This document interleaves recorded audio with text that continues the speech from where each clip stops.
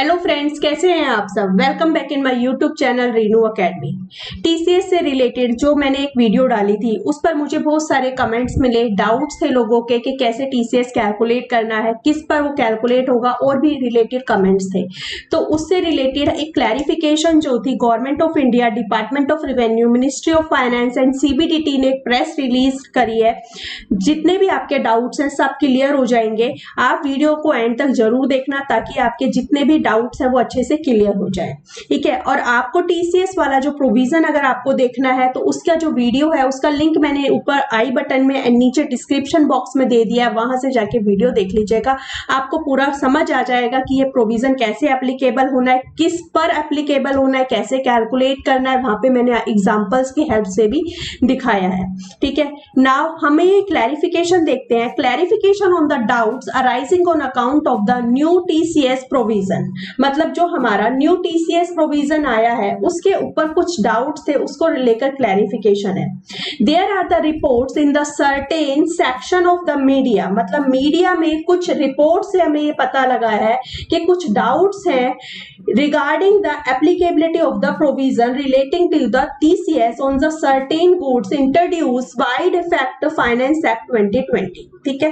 मतलब किस पर ये एप्लीकेबल होगा, किस गुड्स पर होगा, उससे रिलेटेड मीडिया में ये खबर फैलाई जा रही है, ये डाउट्स मतलब कि आए हैं। This press notes is being issued to clarify those doubts about the applicability of these provisions, ठीक है। Finance act 2020 amended provision relating to the TCS, ठीक है। हमारे पास में फाइनेंस एक्ट 2020 का अमेंडेड प्रोविजन है जो कि कब से हमारे पास में एप्लीकेबल होगा, ये 1 अक्टूबर 2020 से ये एप्लीकेबल होने वाला है।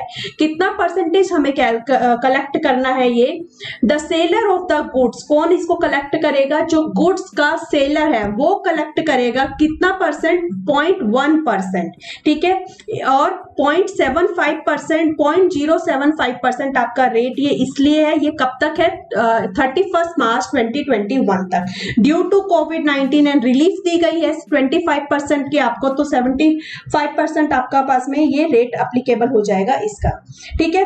If the receipt of the sale consideration from a buyer exceeds ₹50 lakh in a financial year, अगर जो सेल कंसिडरेशन है बायर से, जो सेल कर रहा है उसको बायर से फाइनेंशियल ईयर में 50 लाख से ज्यादा की रिसिप्ट होती है तो उसके ऊपर 0.1% हमारे पास में सेलर जो है वो टीसीएस कलेक्ट करेगा, ठीक है।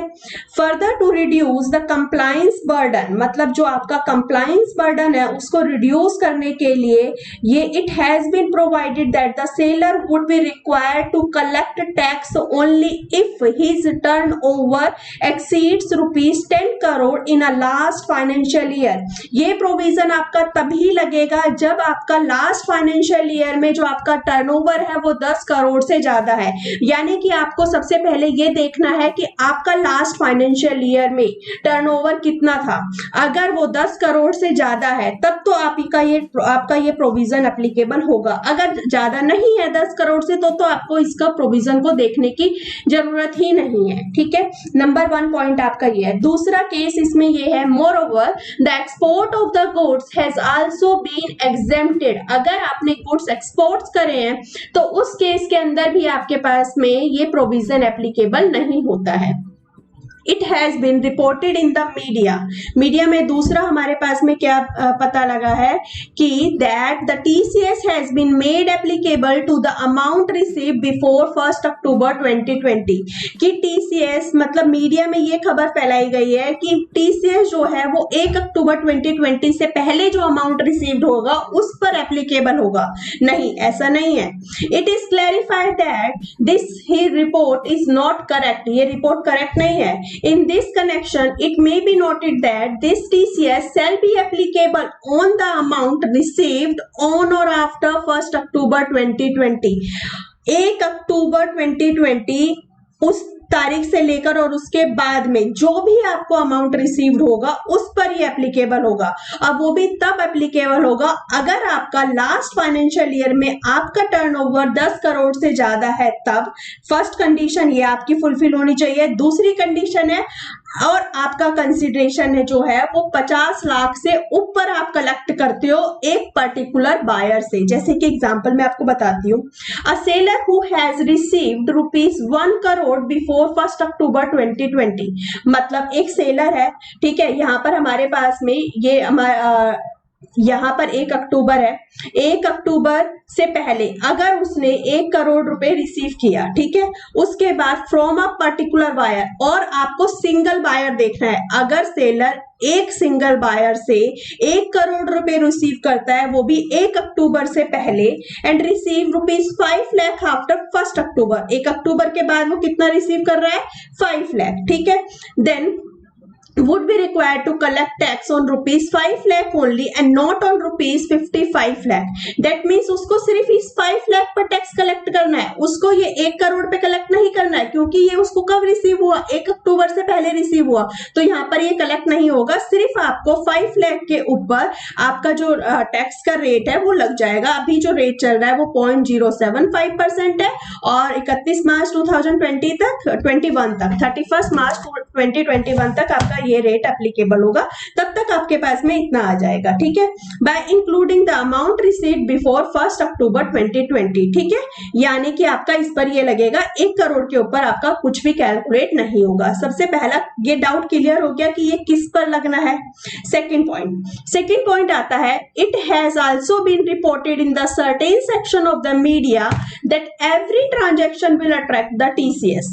कोई ये भी कह रहे हैं मीडिया में कि टीसीएस जो है वो सभी ट्रांजैक्शन पर लग रहा है, नहीं, ऐसा भी नहीं है, नॉट करेक्ट, ये करेक्ट नहीं है। It may be noted that this TCS applies only in case where the receipt of sale consideration exceeds ₹50 lakh in a financial year.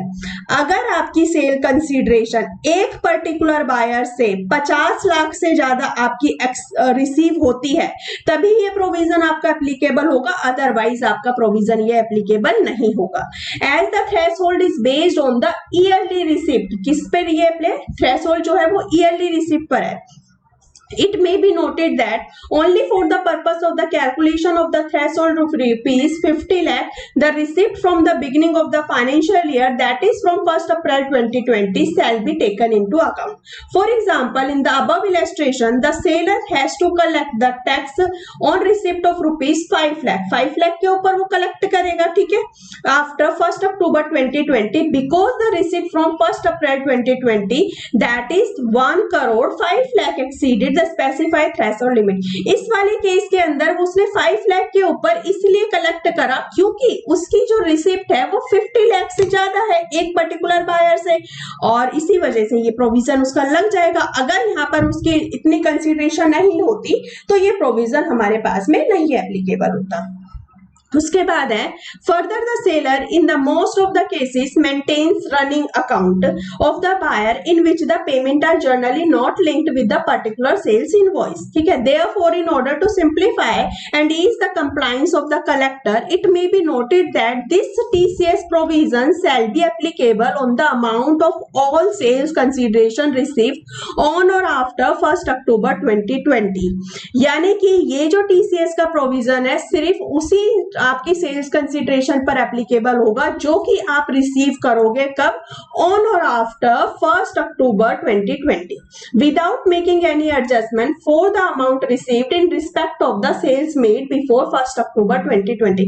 मतलब आपको कोई भी एडजस्टमेंट नहीं करनी है, कुछ नहीं देखना, आपको ये देखना है कि आपकी कंसिडरेशन इस फाइनेंशियल ईयर में वो 50 लाख से ज्यादा है। अगर ज्यादा है फिर आपको ये देखना है कि 1 अक्टूबर से लेकर और उसके बाद में आपका कितना सेल्स कंसिडरेशन आपको रिसीव हुआ, उसके ऊपर आप टीसीएस लगा दो 0.1% से, और अभी जो रेट चल रहा है वो 0.075% से, ठीक है। has been reported in the certain section of the media that this section is an additional tax. No, this is not correct. ये कोई additional tax नहीं है आपका, ये कोई extra tax applicable नहीं हुआ है। This is obviously is not correct, ठीक है, correct नहीं है। कैसे, मैं आपको बताती हूँ इसमें। In this regard, it may be noted that the TCS is not an additional tax but is in the nature of the advance income tax TDS, for which the buyer would be get the credit against his actual income tax liability.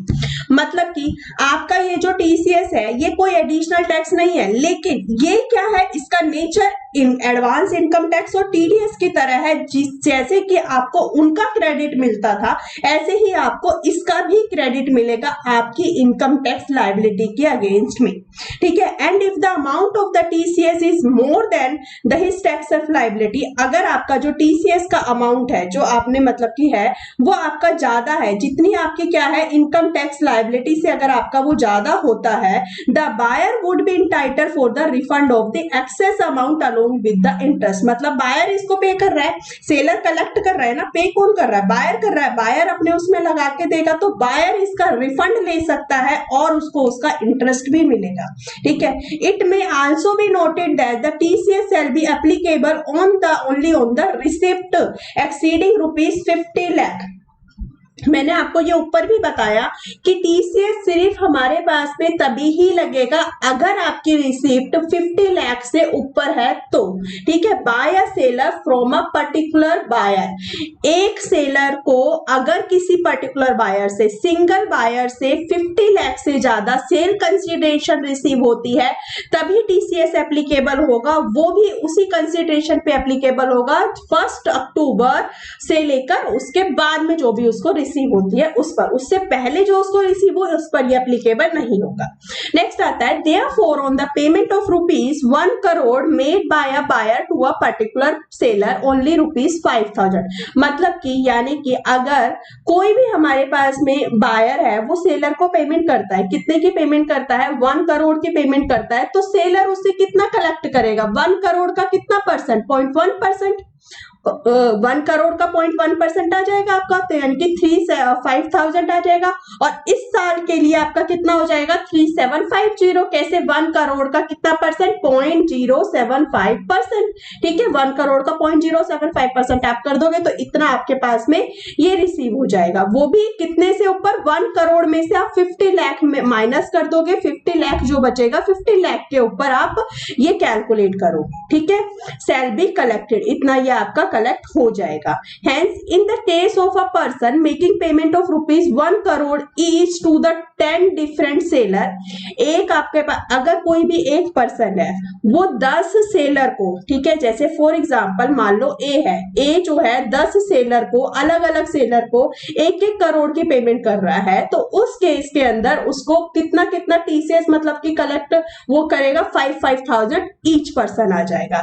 The total tax collected sale only be rupees कितना 50,000 ही होगा ना, 5,000 each, 10 seller है तो कितना 10 से multiply कर देंगे, कितना हो जाएगा टोटल 50,000। कितनी सेल पर 10 करोड़ की, अगर वो 10 करोड़ की सेल करता है, सेल कंसिडरेशन मतलब उसको वो होता है तो उसके ऊपर उसका 50,000 का अमाउंट आएगा, ठीक है। और अगर इस साल के लिए देखा जाए तो वो 37,500 आएगा, ठीक है। On the total payment made for purchase of ₹10 crore to the 10 different seller, एक बायर मतलब वो परचेज करता है, एक बायर 10 डिफरेंट सेलर को पेमेंट करता है, तो जो उसको मतलब पेमेंट कितनी करनी है टोटल 50,000 करनी है, और इस साल के लिए कितनी करनी है 37,500 करनी है। हमें नेट प्रॉफिट ऑफ ₹10 और 8% ऑन द सेल, आपका नेट प्रॉफिट कितना है सेल का 8%, ऐसा मतलब कि है provision. His business income in respect of this payment of ₹10 crore, ठीक है, made for purchase would be around ₹87 lakh. उसकी बिजनेस इनकम हमारे पास में कितनी दे रखी है 87 लाख की, ठीक है। और the income tax liability on 87 lakh for an individual in the new taxation regime would be ₹27 lakh. जब आप इस 87 लाख पर इसका इनकम टैक्स लायबिलिटी निकालोगे वो कितनी आती है, न्यू जो अभी प्रोविजन है न्यू टैक्सेशन रिजाइम के अकॉर्डिंग वो आती है 27 लाख की, ठीक है। Hence the amount of the TCS collected of ₹50,000, ये जो 10 करोड़ का अमाउंट था हमने जो ऊपर निकाला था कि वो 10 जो सेलर्स हैं उनको बायर जो है वो 10 सेलर्स को अलग अलग पेमेंट करता है, 10 डिफरेंट सेलर को करता है, तो वो टोटल कितना पे करता है 50,000 पे करता है, ठीक है। टीसीएस कितना कलेक्ट मतलब कि उसको टोटल कितना पेमेंट करना पड़ रहा है 50,000। अभी उस बायर की इनकम टैक्स लायबिलिटी कितनी हुई 27 लाख, ठीक है। TCS collected 50,000 would be a minuscule part of his actual tax liability. उसकी actual tax liability कितनी है? 27 लाख। इसके सामने अगर देखा जाए तो ये 50,000 का अमाउंट तो बहुत छोटा सा अमाउंट है ना। उसके would be easily adjusted against his tax liability. इस 27 लाख के अगेंस्ट में 50,000 ये एडजस्ट कर लेगा। अगर उसकी टैक्स लायबिलिटी जो है इस 50,000 से कम है, यानी कि अभी तो इस 27 लाख में से 50,000 ये माइनस हो जाएगा, जो बैलेंस बचेगा इतना उसको पे करना है। लेकिन फॉर एग्जांपल मान लो कि कोई ऐसा बायर है कि उसकी जो टैक्स लायबिलिटी है वो कम है किससे? टीसीएस के अमाउंट से। तो जो उसका एक्सेस अमाउंट होगा वो उसको क्या मिल जाएगा? रिफंड मिल जाएगा, और उसके ऊपर उसको क्या मिलेगा? इंटरेस्ट भी मिलेगा। ठीक है, यही है मतलब कि गवर्नमेंट बताना चाह रही है कि जैसे हम एडवांस टैक्स और टीडीएस का हम एडजस्ट करते थे, ऐसे ही हम टीसीएस का जो है वो भी हमारा इनकम टैक्स लायबिलिटी में से एडजस्ट हो जाएगा, और जो भी आपका रिफंड बनेगा उसके ऊपर आपको इंटरेस्ट भी मिलेगा। It has also been reported in the certain section of the media that every seller will have to collect the TCS. मतलब ये बोला जा रहा है कि हर एक सेलर को टीसीएस कलेक्ट करना है। नहीं, ऐसा नहीं है, दिस इज नॉट करेक्ट।